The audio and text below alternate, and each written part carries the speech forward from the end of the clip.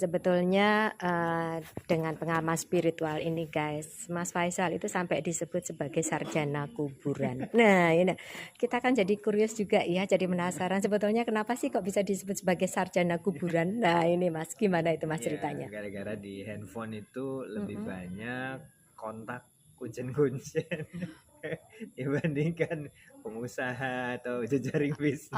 Kuncen itu juru kunci. Juru kunci ya, karena pada akhirnya banyak berteman dengan para juru kunci. Dan para juru kunci biasanya menyimpan tutur tinular ya, kisah-kisah dari para sosok gitu, leluhur atau wali. Ya itu yang kisah-kisahnya saya kumpulkan. Karena untuk bisa mengkaji anak muda dan masa depan anak muda ya saya juga perlu melihat ke belakang, belajar dari generasi-generasi terdahulu. Jadi pertama kali rasanya gimana itu Mas? Ini kan sampai disebut teman-temannya seperti itu loh, sarjana kuburan ya. Tapi S3-nya di Roma, tahu nggak? Di Roma nggak ada itu yang suruh cari kuburan. Enggak. Oh di Roma, tapi tidak jadi, itu tidak kejadian.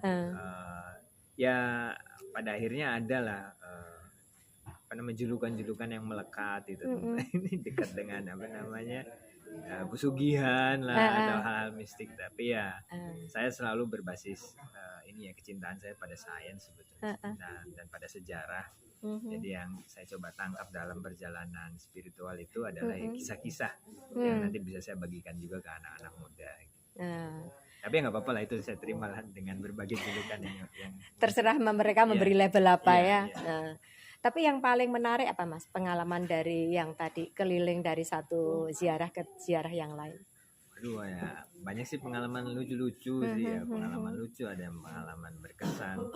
Tapi yang paling saya rasakan adalah sebetulnya itu memberi kita kedewasaan dalam melihat kehidupan. Karena ketika setiap kali kita ziarah, kita belajar dari perjalanan hidup ya, sosok-sosok yang hebat gitu. Sehingga kita nanti bisa belajar bagaimana mengisi fase-fase kehidupan kita. Aduh ini saya terima kasih sekali ya Mas Isal bisa mampir di Omah Singo ini. Lah menurut Mas Isal gimana sih suasana Omah Singo ini? Oh, suasananya mindful sekali di sini. Saya juga di kamar tidur pulas sekali, keluar enak pemandangannya gitu. Pemandangannya yang jauh-jauh gitu kan, ini kan jauh ya. Iya. Sekarang kan kita terbiasa melihat handphone ya yang dekat-dekat gitu. Betul. Kita butuh nih sudut pandang yang jauh, sudut pandang yang warnanya bukan warna biru screen handphone, tapi warna hijau alami ini.